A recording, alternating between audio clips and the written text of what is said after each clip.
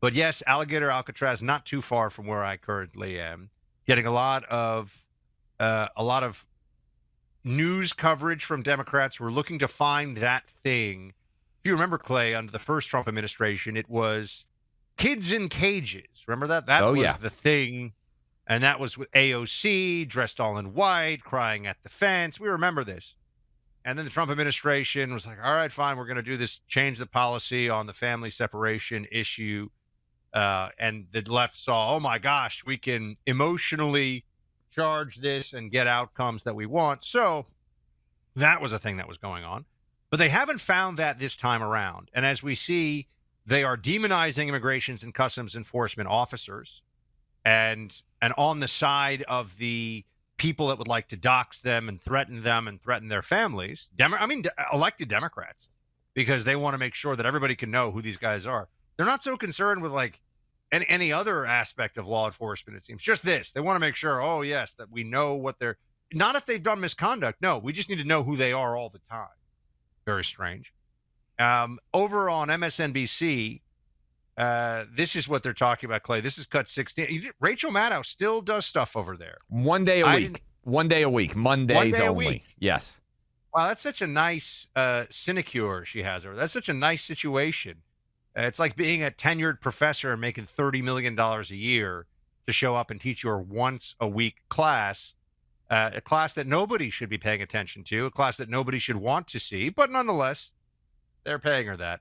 Here she is figuring out, she says, what to call these Trump holding facilities for illegals. Play 16. In terms of this facility, you used the term internment camp, and I saw your colleague, Debbie Wasserman Schultz, use that same phrase. Obviously, that's very evocative language with history in this country that is difficult for a lot of people.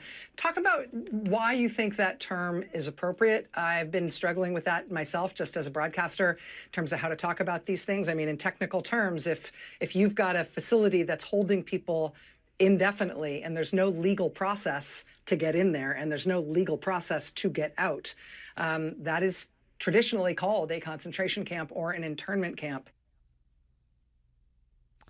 An internment camp or a concentration camp, Clay? Do you think that's going to fly?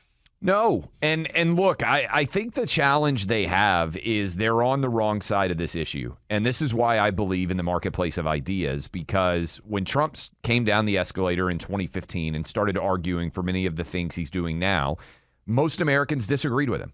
And partly that's a function of how his desires and his goals were covered by the media. I don't think there's any way to sugarcoat that.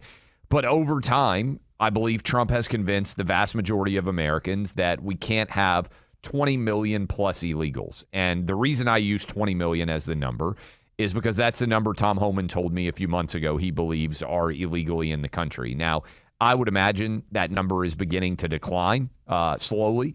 But what you're seeing is this is the root cause of a huge amount of the problems that we have in this country. Whether it's, and I know a lot of you have experienced this, the number of illegal immigrant children that are being educated in American schools, whether it is the number of illegal immigrant criminals who are committing violent acts in this country, whether it is the number of illegal immigrants who are taking jobs that otherwise Americans would not take.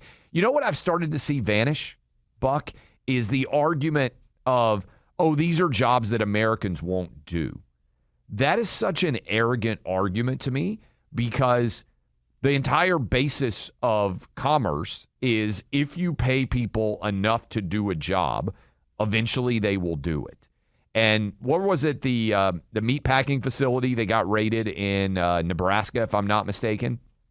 They had to go back and rehire, and they were flooded with applicants who were interested in those jobs.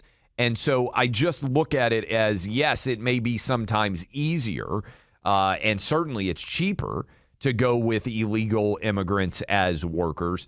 But if you eliminate that opportunity and force business to have to pay American citizens to do the jobs, costs don't go up that much. And the end result is actually much more of a positive in this country. By the way, number one way, I know in New York City, Mamdani's game plan here he ran to a large extent on things cost too much. in particular rent. What would rent be in New York City if we eliminated a million some odd illegals from the rental markets? Basic economics would suggest that the cost of living for rent would go down for all American citizens in New York City, for instance. I'll tell you this, the hotels, this is a perfect microcosm to macrocosm, example of this. Hotels in New York City in the era of putting all these, these migrants, these illegals in the New York City hotels, the highest prices you've ever seen in the history of New York in hotels. It's crazy what it costs to stay in a New York City hotel right now. I mean, some of you are gonna choke on your Crockett coffee when I tell you this, but you can spend $500 a night during the week, off season, in a New York City hotel. That's nice, but I mean, it's not. There are a lot of places I can get beachfront up in Jacksonville, like a gorgeous resort for $400 or $500 a night. In New York, you can stay in like a Midtown Marriott, like a kind of a standard, businessy kind of hotel. And if you want something nice, oh boy, Christmas season by our station. This is like December 14th or whatever it was. I stayed in a hotel room where, I'm not kidding, I could touch the walls from the bed that I was in, both sides. Right? I mean, they barely could fit a bed in this room. I believe, Producer Allie, it was the cheapest room that they could find in the vicinity of our hotel. Wasn't that room like $800, Allie? $800 a night. One night for a room that I could, when I laid on the bed, I could touch the wall on both sides. And it's because, one, there is the immigrant angle. The other angle, which almost no one talks about, they killed Airbnb in New York City. Right? Yes. So they had a ton of people out there who were helping to pay their rents by renting out their places. And by the way, I think it should be illegal. Oh, really? I'm pretty supportive of the Airbnb restrictions in New York City. Oh, you are? Because I am, yeah. Because you don't want to live next door to somebody who's renting their place out all the time. Yeah, correct. I get that. People move into these buildings. And there are rules, there are contracts, they agree to things. And one of the things in a lot of these buildings, and it's true in a lot of cities, right? It's true like your community association. You agree to certain rules, and the rules are for the benefit of everybody. If someone is using their one-bedroom apartment as like an SRO, a single-room occupancy hotel, which used to have a very bad rap from the bad days of New York City when they were like drug dens and stuff like that, that causes problems to the rest of the tenants on the floor. I have a friend, I know somebody who in New York, his building went back and found all of the postings for Airbnb and everything and sued him for all of it and won. Yeah. So they take this stuff very seriously. I do think it's I'm going to sound like Gavin Newsom now. I do think it's a real debate that should be had because I totally understand the idea. And evidently, it's become a huge issue in many different primary tourist locations around the country. No one wants to live full time next to a house that is being rented out on Airbnb. Well, in the case of New York, I'm really actually just pro a building or a community can say you can't do this and can drop the hammer if you do it. Yeah, I think in the city of New York, they've just decided that you can't basically do it unless it's a 30-day rental. It's a regulation.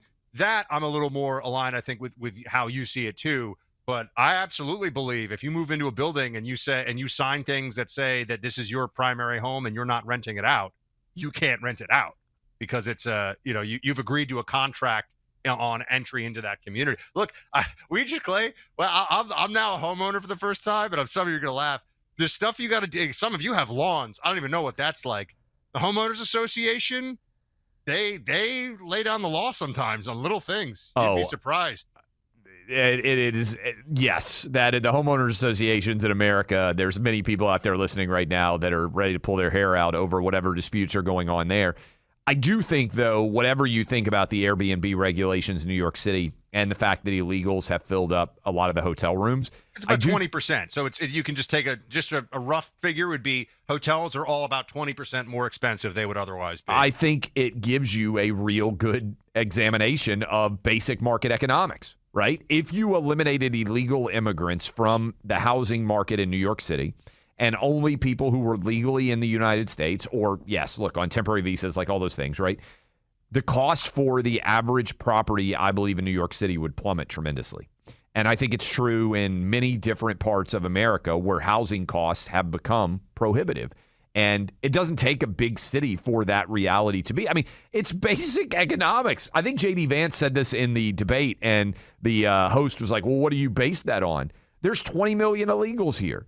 If we took the 20 million illegals out, that is 20 million new properties, residences, apartments, places to live that would be in the marketplace, which wouldn't have as much demand, which would lower the overall cost, I would think, substantially across the board.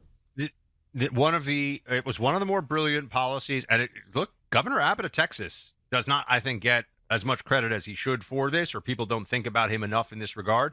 Taking illegals and saying, you know what, let's send you right to a sanctuary jurisdiction. They say they want you. We're just helping out. Because in the context of New York, it's a big enough city that had enough of a concentration of these illegals that you could really see the economic impact. You could really see when they were telling, middle-class neighborhoods of Queens, we're shutting down your local high school, soccer fields or whatever, so we can house these illegals. You can really see that 30% of emergency room visits were from these migrants who were getting just all of their health care in emergency rooms. Like, you can see this reality and realize, hold on a second. If that's from 100,000 people in New York City or 150,000, whatever the number ended up being, what does 20 million do nationwide? And, I got to look, there's a congresswoman down here, Salazar. I saw her, and, she represents a heavily Latino South Florida constituency. And I love my South Florida Venezuelan and Cuban Americans. They're fantastic people, but illegals got to go. And she's playing this whole game of, but we need dignity for people, not amnesty, but dignity. No, she means amnesty, actually. she should just say what I think she's actually my congresswoman. She should just say, I want amnesty for people who have been here for more than 5 years who are illegal. Like, let's have a conversation like adults. I would disagree with that, obviously, but don't give me this thing of I'm fighting for dignity for people. What does that mean? That's like the Gavin Newsom thing. Yes. Totally. Clay, hold on a second, Clay. I hear exactly the perspective you're bringing to this critical It's like, what does that mean? It means nothing. You're 8-year-old Gavin. Do you think 8-year-olds should be able to have their genitals chopped off? I totally get the interest. I mean, I'm just like, how is this real? The answer is no. No, 8-year-olds should not be able to have their genitals. This is an easy question. A big no. But he's like, when you ask these questions, it just reminds me of how smart you are, and how we can all be friends until I'm president, and then I'll destroy everything you've ever loved or held dear. All right. Making our nation's economy grow again like it was during President Trump's first term is a huge priority. We're telling you every day the good things going on here. We're not a gloom and doom show. Oh, catastrophe. Trump's got this economy. It's going well. But that's the overall economy for 350 million people. And we still have $37 trillion in debt. We still have major challenges, structural challenges that are going to cause issues for your savings in the bank and for the value of the dollar. The value of the dollar last decade has declined substantially. You can just check this out yourself. How can you take action for you, not wait around for someone else to help you out from the government side of things? How can you take action to protect your savings? Gold. And the Birch Gold Group is who I trust. Gold has increased 40% in value over the last year. And central banks from around the world, a lot of the big central banks, are stocking up on gold in record quantities because they know with all the money printing and the crypto and all the stuff going on, real assets matter to them, physical assets. And physical gold should matter to you, too. It certainly matters to me. Birch Gold makes owning physical gold very easy. And this is great, by the way. They can easily convert an existing IRA or 401k into a tax-sheltered IRA in physical gold. That's really cool. Great way to just set it and forget it in that old IRA or 401k. Look at the value. Do a Google search, value of gold over the last 30 years, and look at that graph and tell me, what has gold been doing? Go to, right now, the Birch Gold Group by texting my name, Buck. Text Buck to 989898. Birch Gold will send you a free info kit. They got an A+ rating with the Better Business Bureau, tens of thousands of happy customers. Text my name, BUCK, to 989898 today.